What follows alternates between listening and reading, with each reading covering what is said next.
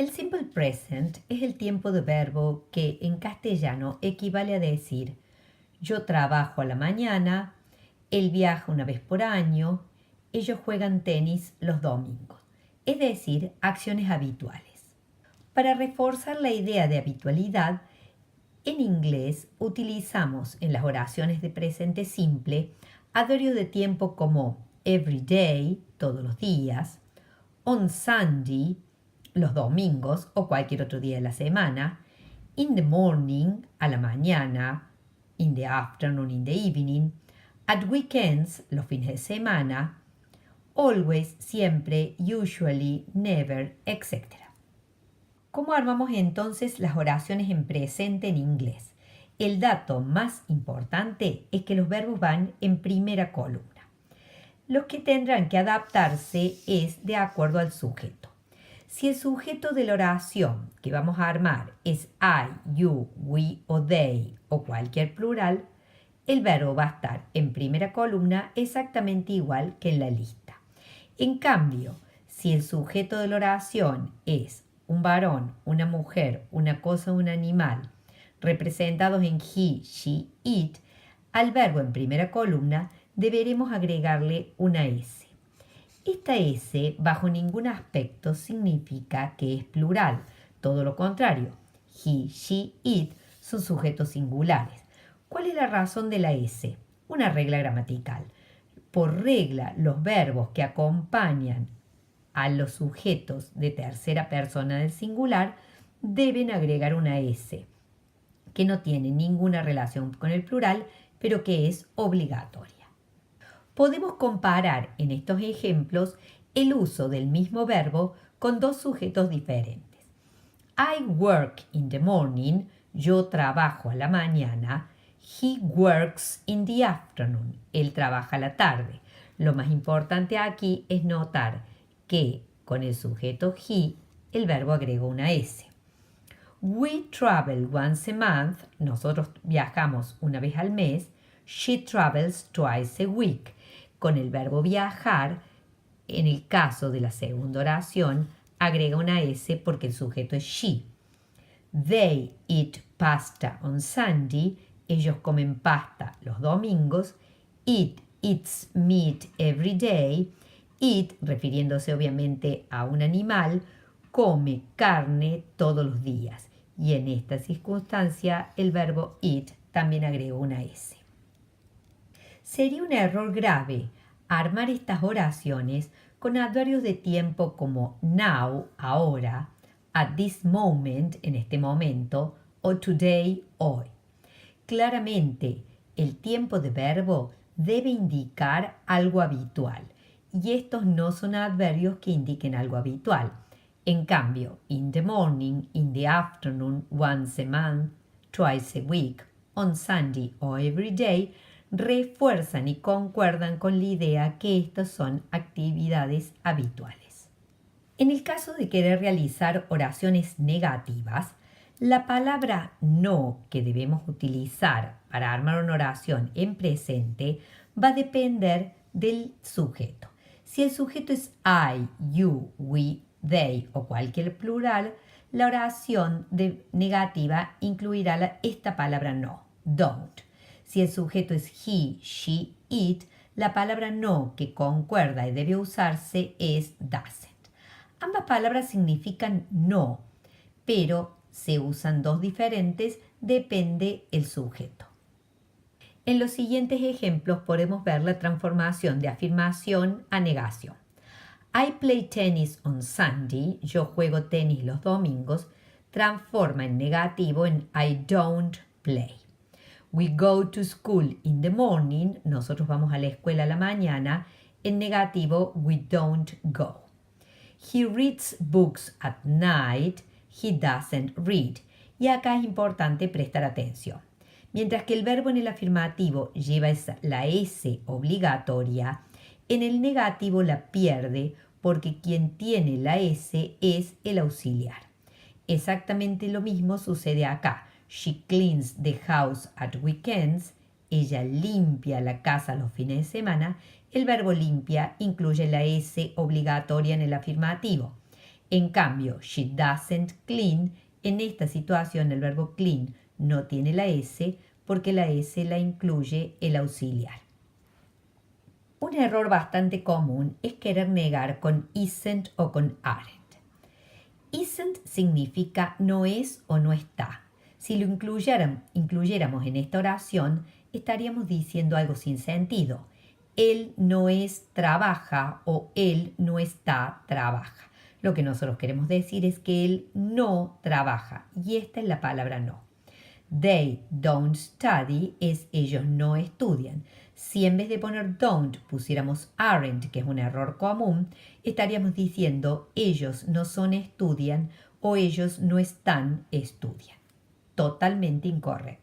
Si lo que deseamos es formular una pregunta, debemos tener presente siempre el orden básico de las preguntas en inglés, que es palabra interrogativa, si es que fuese necesario hacer una pregunta completa, y si no, auxiliar, sujeto y verbo. Estos tres elementos nunca pueden faltar en una pregunta en cualquier tiempo de verbo del inglés. Siempre deberá haber un auxiliar, un sujeto y un verbo si la pregunta está formulada en un tiempo de verbo. En el caso específico del presente, para poder respetar el orden de auxiliar, sujeto y verbo, los auxiliares que usaremos serán el do y el das. Estos dos auxiliares no significan absolutamente nada. Podría equivaler su función a la H del castellano, que si se la quitáramos de una palabra donde la H es inicial, no variaría para nada el significado ni la pronunciación, pero sin embargo pueden estar. Con estos dos auxiliares en las preguntas en presente pasa exactamente lo mismo. Si yo suprimiera el uso del do y el das y formulo la pregunta sin ellos, la pregunta significaría exactamente lo mismo, pero estaría mal, porque no estaríamos respetando el orden de auxiliar, sujeto y verbo, que es obligatorio en todas las preguntas en inglés.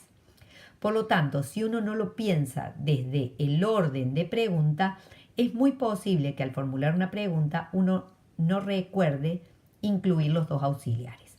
Es fundamental que cada vez que se vaya a formular una pregunta en inglés se repita el orden que se debe respetar: auxiliar, sujeto y verbo. En el caso de ser una pregunta completa, debería tener antes una palabra interrogativa.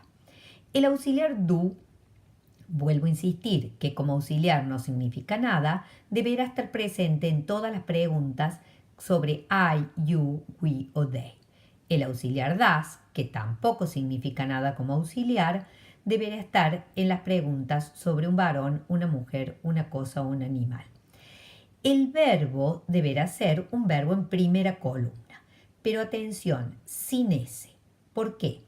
En el caso de la pregunta sobre I, you, we, they, porque nunca lleva S el verbo que acompaña a estos sujetos.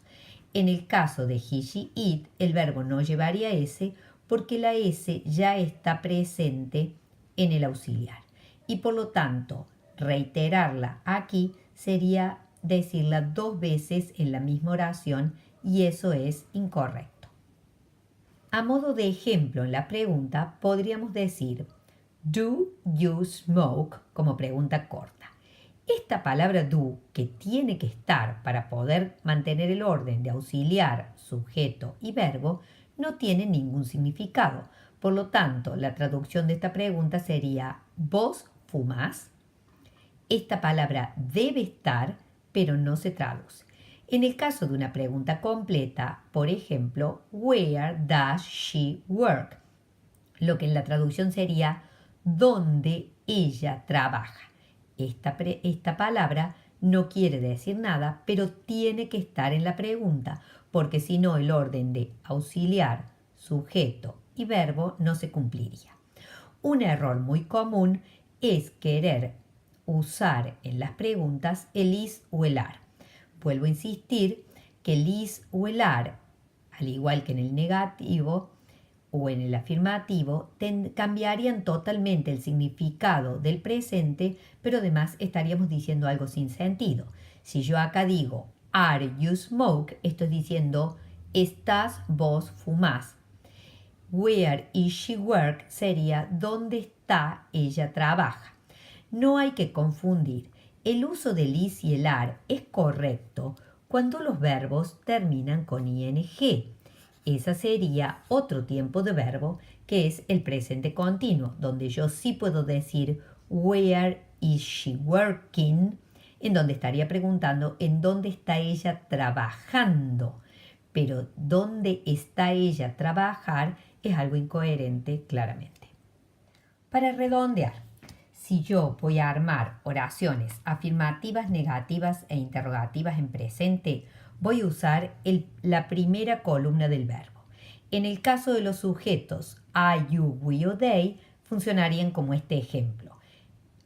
They eat pasta on Sunday. Ellos comen pasta los domingos. En la forma negativa sería they don't eat pasta on Sunday. En pregunta auxiliar sujeto verbo do they eat pasta on Sunday, lo que contestaríamos yes they do o no they don't, nunca con el verbo, nunca diríamos yes they eat, yes they do o no they don't. Y si fuera una pregunta completa, what do they eat on Sunday? Palabra interrogativa auxiliar sujeto verbo. Esta pregunta se respondería con esta oración.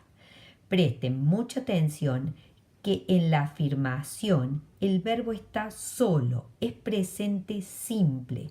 Aquí no hay auxiliar, aquí no hay ningún otro elemento, solo el verbo en primera columna.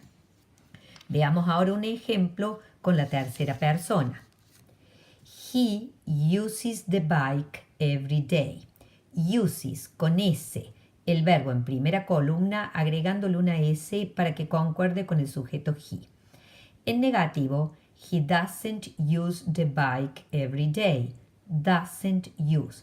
Doesn't. La S ahora la aporta el auxiliar y el verbo no. Si vamos a hacer una pregunta corta, auxiliar, sujeto, verbo. Does he use the bike every day? El auxiliar lleva la S, el verbo no. Responderíamos yes he does, no he doesn't. Nunca con el verbo, nunca diríamos yes he use, es el auxiliar. Y si fuese una pregunta completa, how often does he use the bike? ¿Con qué frecuencia él usa la bicicleta? Palabra interrogativa, auxiliar, sujeto, verbo. La respuesta a esta pregunta sería la oración afirmativa. Vuelvo a repetir, presten atención a que el verbo está simple, es presente simple. No hay otra palabra, no hay otro auxiliar, solo el verbo en primera columna. En el presente simple, los verbos en el afirmativo van solamente en primera columna. La negación y la pregunta recién es donde aparece el auxiliar.